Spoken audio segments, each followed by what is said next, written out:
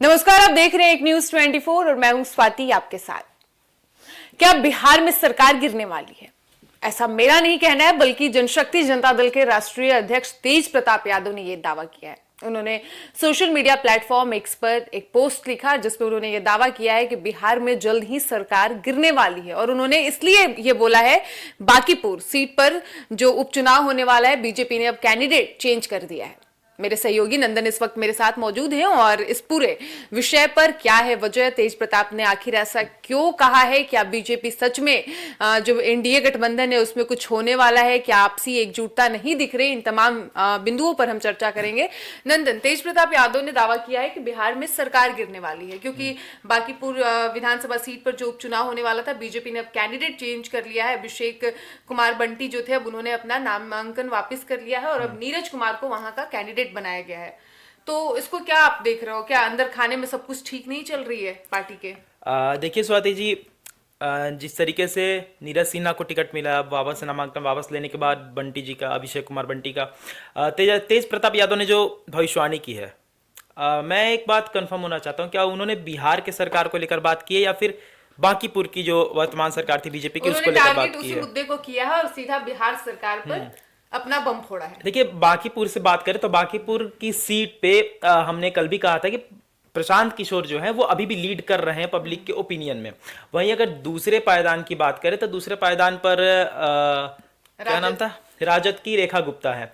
वहीं जनशक्ति जनता दल से कोई है क्या?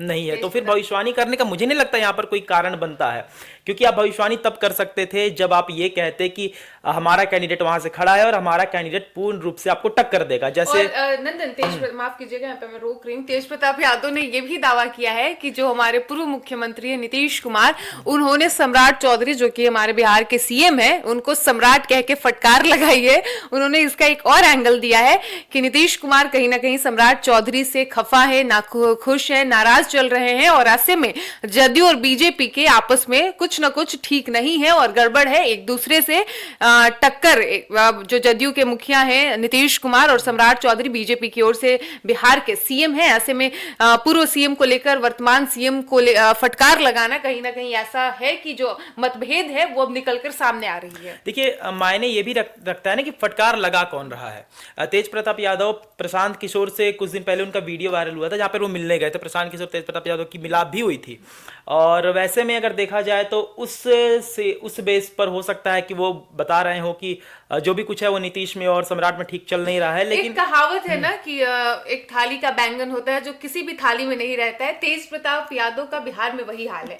उनको खुद के पार्टी से निकाल दिया जाता है, घर से निकाल दिया जाता है, फिर वो अपनी नई पार्टी बनाते हैं और पार्टी बनाने के बावजूद बीजेपी के नेताओं से मिलते हैं। लेकिन जब उनके पिता का जब मैटर आता है बिहार में, जब आवास खाली करने के लिए लालू प्रसाद यादव और राबड़ी देवी को कहा जाता है, सुरक्षा का मुद्दा जब बनता है, तो तेज प्रताप यादव अपने परिवार के मैटर में कूद जाते हैं। फिर वो अपना खुद का सुरक्षा कर्मी हटा देते हैं कि अगर उनके परिवार की सुरक्षा, उनके माता पिता की सुरक्षा में अगर बदलाव किया गया है तो वो भी इसके सपोर्ट में है और वो भी अब सुरक्षा नहीं रखेंगे। तो समझ नहीं आता है कि तेज प्रताप यादव हैं किसके साथ। एक सीधा सा प्रश्न मेरा उठता है कि मैं नेता का नाम लूंगा, आप उनकी उपयोगिता बताइएगा। प्रशांत किशोर, आप उनकी उपयोगिता बताइए। चुनावी रणनीतिकार हैं और उनका जो काम है, भले ही as a leader, as a नेता वो नहीं चमके हैं बिहार में, लेकिन जो चुनावी रणनीतिकार का उनका छवि है वो किसी से छुपा हुआ नहीं है। अभी हाल में तमिलनाडु का इलेक्शन उठा के देख लीजिए, वहां भी प्रशांत किशोर का रोल काफी इंपॉर्टेंट रहा है। नीतीश कुमार तो बिहार की जनता की पहली पसंद होंगे और शायद यही वजह है कि सम्राट चौधरी को कोई एक्सेप्ट नहीं कर पा रहा है सीएम के तौर पर।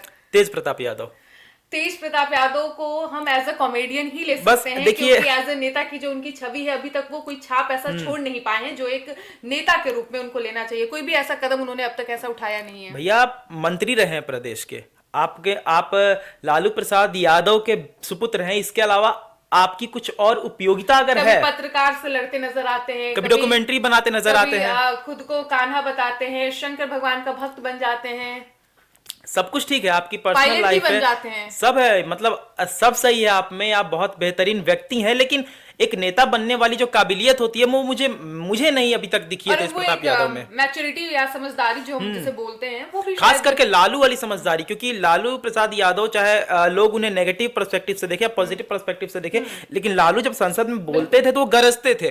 उनकी एक अलग छवि थी, उनकी मानसिकता वैसी थी कि लोग उसको ना चाहते हुए अपनाना हो, चाहे बॉम्बे में जाकर छठ मनाने वाली बात हो या फिर बिहार की चीजों को समझना हो, बिहार के जो दलित लोग हैं उनके लिए आवाज उठाना हो, बहुत सारी चीजें लालू ने की है, लेकिन उसके 10% भी मुझे तेज प्रताप में और दिख यही नहीं पाता वजह है। वो चुनाव भी हारे, यही वजह कारण कि फैन फॉलोइंग उनकी अच्छी है क्योंकि वो रील्स अच्छा बना लेते हैं, कॉमेडी अच्छा कर लेते हैं, लेकिन जब बात नेता की होती है, बिहार की होती है, तो कहीं ना कहीं जनता भी तेज प्रताप यादव को नकार देती है। अब देखिए बांकीपुर उपचुनाव से वीना मानवी खड़ी हैं जनशक्ति जनता दल से, अभी ध्यान में आया तेज प्रताप हाँ। ने टिकट दिया है। अब वीना मानवी, उनकी क्या ही हम जिक्र करें। वीना मानवी एक ऐसी महिला है जो किसी पारिवारिक लड़ाई होती है तो सामने वाला व्यक्ति क्या कह रहा है क्या नहीं कह रहा है बिना जाने बस उनमें वो पड़ जाती हैं, वो उनकी अपनी पहचान है। तो वीना मानवी को आपने अचानक से टिकट दिया, फिर वो उतर गई उपचुनाव लड़ने के लिए, तो मुझे नहीं लगता है कि तेज प्रताप यादव का अभी वर्तमान में बिहार में कोई भी किसी तरीके का पावर उनके हाथ में है, कोई शक्ति उनके हाथ में है। को टिकट देते ही वो खुद निकल गए दौरे पे कि उनके लिए वो प्रार्थना करने जा रहे हैं और वहां से भविष्यवाणी भी तो कर रहे हैं ना वृंदावन से कि बिहार में सरकार गिरने वाली है। हालांकि आपकी क्या राय है, आप भी अपनी राय कमेंट बॉक्स में जरूर मेंशन कीजिएगा कि क्या आप भी तेज प्रताप यादव के इस बयान से, इस पोस्ट से सहमत हैं कि क्या वाकई बिहार में सरकार गिरने वाली है। अब तेज प्रताप की थोड़ी और ये करते हैं, उनकी अगर पढ़ाई को लेकर भी बात करें तो तेजस्वी यादव भी पढ़े लिखे नहीं है बहुत। प्रशांत किशोर हमेशा दावा करते हैं कि लालू यादव के दोनों लाल 9वीं 10वीं फेल हैं। तो हम अक्सर सुनते हैं जन स्वराज के सूत्रधार प्रशांत किशोर लालू यादव के दोनों बेटे तेज प्रताप हो या तेजस्वी, दोनों की पढ़ाई को लेकर, शिक्षा को लेकर हमेशा उन पर सवाल उठाते हैं, उन पर निशाना साधते और कहते हैं कि लालू यादव के जो दोनों बेटे हैं वो खुद 8वीं 9वीं फेल हैं। ऐसे में वो बिहार में उनको मंत्री बनाया जा रहा है, किसी को नेता प्रतिपक्ष बनाया जा रहा है, तो वो क्या बिहार को संभालेंगे? जो खुद पढ़े लिखे नहीं है वो युवाओं की समस्याओं को कैसे समझेंगे? लेकिन अगर हम तेजस्वी यादव और तेज प्रताप में कंपेयर करें तो तेजस्वी में वो मैच्योरिटी दिखता है। भले ही उनके अगर शिक्षा की बात करें उसको अगर हम साइड कर दें तो तेजस्वी का अगर हम भाषण ले ले या उनके कार्यशैली को भी उठा ले तो तेज प्रताप और उनमें काफी फर्क है जो दिखता है। तेजस्वी ने अपने आप को सौंप दिया है राजद को कि मैं, चाहे वो दूसरा लालू बनना चाहे या पहले तेजस्वी बनना चाहे, उन्होंने राजद को सौंप दिया, उनके पास और कोई औपचारिकता नहीं है।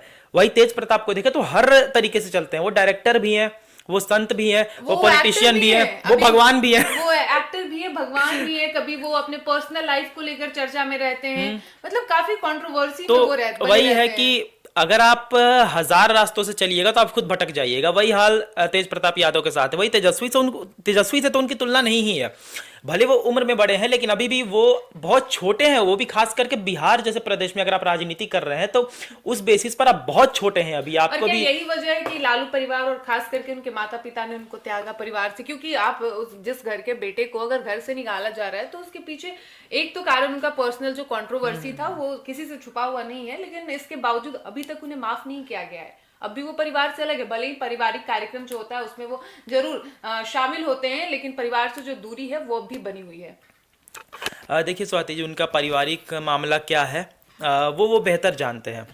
और खास करके बात करें उनकी परिवार से टूट की या फिर उनकी पार्टी से उनको हटाए जाने की, तो उसके बाद अपनी नई पार्टी खोल लेना, नई पार्टी खोलने के बाद जहां से आप विधानसभा का इलेक्शन लड़ते हैं वहां से हार जाना, ये साफ दर्शा रहा है कि आपको ना आपकी परिवार पसंद कर रही है ना ही आप जनता बिहार की पसंद कर रही है। और आप भविष्यवाणी कर रहे हैं कि बिहार में सरकार गिरने वाली है। हाँ, वो भी वैसी पार्टी की जो अभी दुनिया की सबसे बड़ी पार्टियों में से एक है। तो अब देखना ये होगा कि तेज प्रताप यादव जो कि जनशक्ति जनता दल के राष्ट्रीय अध्यक्ष है, उसके कर्ता धर्ता है, उन्होंने ये दावा किया है बिहार के सीएम को लेकर और पूर्व सीएम को लेकर कि नीतीश कुमार सम्राट चौधरी से नाराज हैं, और बांकीपुर विधानसभा सीट पर होने वाले उपचुनाव को भी उन्होंने मुद्दा बनाया है कि वहां पे भी जब कैंडिडेट को बदला गया है नॉमिनेशन के बाद, तो ये इन कई कारणों की वजह से ये साफ हो रहा है कि जदयू और बीजेपी यानी भारतीय जनता पार्टी और जनता दल यूनाइटेड में कुछ भी ठीक नहीं चल रहा है और इसका कारण अब सरकार पर पड़ेगा।